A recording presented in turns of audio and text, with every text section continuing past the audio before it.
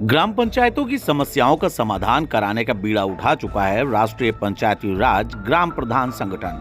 मंत्री से लेकर मुख्यमंत्री तक मुलाकात, क्या बनेगी बात? देखिए संगठन के प्रदेश अध्यक्ष ललित शर्मा से खास बातचीत फिल्मटिक्स पर नितेश शांडिल्य के साथ। भारत में स्वस्थ लोकतंत्र के नजरिए से एक विभाग की स्थापना की गई थी जिसका था नाम पंचायती राज विभाग। पंचायतें छोटे स्तर पर लोकतंत्र के गूढ़ को स्थापित करने के लिए एक मजबूत विकल्प के तौर पर निकली थी, लेकिन इसके बाद पंचायती विभाग में लगातार तमाम समस्याएं उठती रहीं, तमाम बातें सामने आती रहीं। ऐसे में आवश्यकता थी एक ऐसे संगठन की जो पंचायत के छोटे मुद्दों को बड़े स्तर पर उठा सके। इसका बीड़ा उठाया राष्ट्रीय पंचायती राज ग्राम प्रधान संगठन ने। इसके प्रदेश अध्यक्ष इस वक्त हमारे साथ स्टूडियो में मौजूद हैं। बतौर मेहमान आपका बहुत बहुत स्वागत है फिल्मटिक्स के सोशल मीडिया पेज पर। जानकारी करना चाहेंगे कि आप लोग ग्राम पंचायत स्तर की जो भी समस्याएं हैं उनको मुख्य रूप से उठा रहे हैं। क्या लगता है जो आपका संगठन ये संघर्ष कर रहा है, अभी किस स्तर तक आप लोग पहुंचे हैं? सबसे पहले आप ही से पूछेंगे कि क्या आपने अभी तक सफलता अर्जित की? देखिए, राष्ट्रीय पंचायती राज ग्राम प्रधान संगठन जो लगातार पंचायतों के हित, पंचायतों को प्रतिबद्ध बनाने के लिए, पारदर्शिता लाने के लिए और स्थापित सत्य जो आपने कहा है कि पंचायतों का जो अस्तित्व है जो आदिकाल से रहा है उसको स्थापित करने के लिए संघर्ष लगातार चलता रहा है। और राष्ट्रीय पंचायती राज ग्राम प्रधान संगठन की ही देन था कि अब से 32 साल पहले देश में पंचायतों को संवैधानिक दर्जा मिला, कानूनी अधिकार मिला। सारी व्यवस्था संविधान संशोधन के बाद 73वें संविधान संशोधन के बाद आई और सरकार ने उस समय पे विजुअलाइज किया था, ये सोचा था कि अब पंचायत का मतलब पंचायतों में होने वाले सभी काम, जैसे उस समय पे तय किया गया था कि 29 विभागों के काम पंचायतों को सौंपे जाएंगे। उत्तर प्रदेश में 99 में सौंपे भी गए, लेकिन धीरे धीरे फिर वो सरकारों ने फिर वापस ले लिया। उसके पीछे उनकी मंशा क्या थी? क्या ग्राम पंचायतों को केवल एक कार्यदायी संस्था के रूप में विकसित करना था, या सरकार ने जो सोचा था उस सपने को पूरा करने के लिए पंचायतों का अस्तित्व पर जो तय हुआ है? ये छोटी छोटी समस्याओं से आज पंचायतें घिरी हुई हैं। यदि 73वें संविधान संशोधन में प्रदत्त अधिकार यदि पंचायतों को पूर्णतः मिल जाएं तो पंचायतें को ना तो धन का अभाव रहेगा, ना निर्णय लेने की क्षमता में कोई कमी आएगी और काम में पारदर्शिता आएगी। और मैं इस समय पर अनुरोध करना चाहता हूं कि यदि माननीय प्रधानमंत्री जी को नया भारत बनाना है और माननीय योगी जी को नया उत्तर प्रदेश बनाना है तो पंचायती राज व्यवस्था को इतना सुदृढ़ कर दीजिए कि गांव के प्रधान अपने गांव को नया गांव बना सके। जब नया गांव बनेगा, आपकी बात को यहाँ पर अभी रोकना चाहूंगा। एक स्वस्थ भारत की स्थापना के लिए भारत का जो भी आधार रहा है वो एक स्वस्थ गांव रहा है। एक गांव को विकसित करना है, it is a very big challenge. प्रधानों के हाथ अभी बंधे हुए हैं, तमाम उनको चीजें हैं, पंचायती विभाग के आगे जाकर उनको गिड़गिड़ाना पड़ता है। ये एक बड़ी समस्या है प्रदेश अध्यक्ष जी। तो क्या लगता है इसमें सफलता अर्जित करने के लिए अभी आप लोगों का संगठन ओपी राजभर जी से भी मिला है, अपनी बातें रखी, क्या सफलताएं मिल रही हैं? देखिए, अभी हम जो ये शासन जो कर रहा है, जब भी राष्ट्रीय पंचायती राज ग्राम प्रधान संगठन शासन में, चाहे मुख्यमंत्री जी हो, चाहे सचिव हो, मुख्य सचिव हो या मंत्री जी हो, ये तात्कालिक निर्णय लेकर पंचायतों में कुछ भला हो जाता है।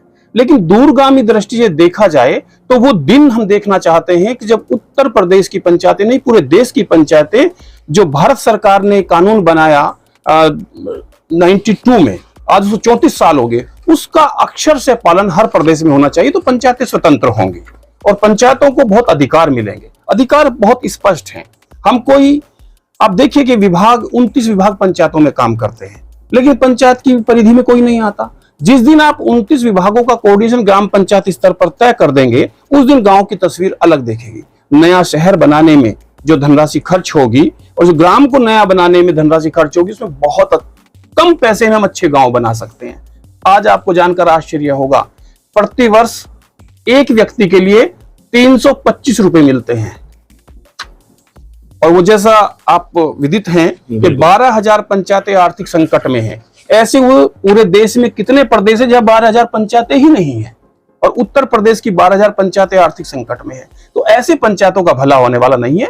सरकार को एक व्यापक दृष्टिकोण में आकर सरकार को सोचना होगा और सरकार को देखना होगा। धन से सब काम होते हैं, गुणवत्ता धन से आती है। अगर पंचायतों में पर्याप्त धन मिलेगा, काम की गुणवत्ता भी होगी, गांव में पलायन भी रुकेगा। जो गांव का पलायन है वो गांव को भी तबाह कर रहा है और शहर को भी तबाह कर रहा है। निश्चित ही एक बड़ा मुद्दा है, पलायन के मुद्दे पे आपने बात की, तो हम बात इस पर एक कटाक्ष भी बताना चाहेंगे कि जो गांव का हाता होता है, कहते हैं पहले जमाने में जो गांव के हाते हुआ करते थे कई बीघे के हुआ करते थे, लोग आज कई बीघे का हाता, कई बीघे का आंगन छोड़ के शहर में जाते हैं और एक फ्लैट में रह के बड़ा खुश होते हैं। इस बदलाव को किस तरीके से देखते हैं? देखिए, ये बाजार का दौर है और ये बाजार ने सब पैदा किया है। कुछ लोगों को सुख सुविधाएं शहर में ज्यादा लगती हैं, लेकिन मैं मानता हूं कि चाहे वो एनसीआर का क्षेत्र हो, चाहे आपका अब ये एससीआर बनने वाला हो, कुछ जीवन अभी भी राजधानी क्षेत्रों में नरकीय जीवन है। ऐसा यदि गांव के लोगों को वहां लाकर रख दिया जाए तो वो 24 घंटे नहीं बिताएंगे ऐसे नरक। कोविड का एक दौर आया था, लोगों को गांव की तरफ ही खींच ले गया था, तब भी आदमी गांव की उपयोगिता नहीं समझ रहा है। यही सरकार को समझने की आवश्यकता है। यदि इस देश की अर्थव्यवस्था को खड़ा कर सकता है तो गांव है। कम पैसे में गांव का आदमी जी सकता है, कम पैसे में खुशहाल रह सकता है। शहर में जो एक प्रतिस्पर्धा है, गांव में लोग आज भी श्रद्धा से जीते हैं, यहाँ प्रतिस्पर्धा में जीते हैं। और जहां प्रतिस्पर्धा होती है वहां हमेशा आप संघर्ष देखेंगे और संघर्ष में किसी को चैन नहीं मिलता। संघर्ष तो भाई साहब आपका संगठन भी कर रहा है, और संगठन को कार्यालय हेतु भवन का आवंटन, ये बहुत बड़ा संगठन आपके संघर्ष का विषय है। क्या कुछ लगता है इस पर सरकार का ध्यान आपने जो आकृष्ट कराया है? पूर्ववर्ती सरकार ने इसी संगठन को C16 पार्क रोड पर कार्यालय देकर रखा था, लेकिन ये वो संगठन नहीं रहा है कि सरकार के छोटे से लाभ से हम सरकार से सवाल करना बंद कर दें। तो आवास मिले ना मिले, सड़क पर लड़ना पड़े, वो हम सब बातों के लिए तैयार हैं। और अगर संगठन के आप इतिहास में जाएंगे तो चाहे 2012 रहा हो, 2016 रहा हो, 2015 रहा हो, लगातार विधानसभा घेरने संघर्षों का काम किया है। लेकिन मैं बड़ी हिम्मत के साथ कह रहा हूं कि माननीय मुख्यमंत्री जी जब से योगी आदित्यनाथ जी बने हैं, उन्होंने संगठन को सड़क पे नहीं आने दिया, सारी बातों को माना। मैं उनका हृदय से आभार और अभिनंदन करता हूं। लेकिन माननीय मुख्यमंत्री की घोषणा जो हुई है उसका एक विभाग पूरा नहीं कर रहा है। उसके लिए यदि हमको संघर्ष का रास्ता पुनः पकड़ना पड़ा तो हम संघर्ष का रास्ता पकड़ेंगे। ये इसी के क्रम में पंचायती विभागों में तमाम कर्मचारी तैनात रहते हैं, लेकिन देखा जाता है कि उनकी जिम्मेदारी गांव में दी जाती है, लेकिन उनके मोस्टली अटैचमेंट जो रहते हैं वो कार्यालय में अधिकारी अपने साथ रखते हैं। ये एक बड़ा बिंदु निकल कर आता है, तमाम मीडिया रिपोर्ट्स में भी लगातार इस बात पर दावा किया जाता है। क्या इस बात पर भी ध्यान आकृष्ट कराएगा आपका संगठन? देखिए, इस बात पर हम बहुत पैनी नजर रखे हुए हैं। जो ग्राम पंचायत अधिकारी का पद है, जो ग्राम पंचायत में ग्राम सचिवालय में बैठने का पद है, वो अपने क्लस्टर पर काम कर रहा है। और अधिकारी के यहाँ ऐसे ऑफिसों में तैनाती की हमें कोई सूचना नहीं है। अगर आपके पास होगी तो हम विभाग में जरूर ये बात करेंगे, ऐसी हमें सूचना नहीं है। और वो हाँ, व्यवहारिक रूप से साप्ताहिक बैठक ब्लॉक में होती है, मासिक बैठक जिले पर होती है, तो उन बैठकों में वो आते हैं। ये संभव जरूर है कि उस पे क्लस्टर और काम ज्यादा होने के कारण वो काम का बहाना बनाकर मुझे एसडीएम साहब ने बुला लिया है, इस समय तहसीलदार ने बुला लिया है, तो गांव से वो पलायन करते रहते हैं। तो इसीलिए ग्राम सचिवालय की स्थापना हुई है और राष्ट्रीय पंचायती राज ग्राम प्रधान संगठन इसका प्रबल समर्थक रहा है कि जब तक गांव सचिवालय नहीं होगा हम कुछ कामों को आगे नहीं बढ़ा पाएंगे। लेकिन मानदेय की समस्या भी उसमें तो उठ रही है लगातार, तमाम ऐसी चीजें जैसे आपका इस ज्ञापन में साफ तौर पर लिखा है कि ग्राम प्रधान का मानदेय, ग्राम पंचायत मान के चलिए एक आवास मिलकर बैठ गया, लेकिन ग्राम पंचायत का मानदेय, पंचायत सहायक का मानदेय, सामुदायिक शौचालय की संचालिका का मानदेय, गौ आश्रय स्थल के केयरटेकर का मानदेय, और आपका इसी के साथ में, इसी के सापेक्ष में साफ तौर पर कहना है कि राज्य में 12,168 ग्राम पंचायतों को मिलने वाले अनुदान की धनराशि उनके प्रशासनिक खर्चों के लिए भी पर्याप्त नहीं है। ये एक बड़ा बिंदु है, इस पर क्या कुछ कहना चाहेंगे? ये संगठन तो लगातार ध्यान आकर्षण करता ही रहा है सरकार का। सफलता अब ये तय हो चुका है, आज माननीय मंत्री जी ने उसमें स्पष्ट कहा है कि 12,168 पंचायतों का जो प्रकरण है उसमें से 1,000 से नीचे की आबादी की 850 पंचायतें और 11,000 से कुछ पंचायतें 1,500 से नीचे की आबादी की है, 1,500 और 1,000 के बीच की है। उनको हम 5 लाख रुपया, ऐसी पंचायतों को जो 1,000 से कम आबादी की है और 1,000 और 1,500 के बीच की आबादी को हम 6 लाख रुपए प्रतिवर्ष के हिसाब से अलग प्रतिपूर्ति करेंगे।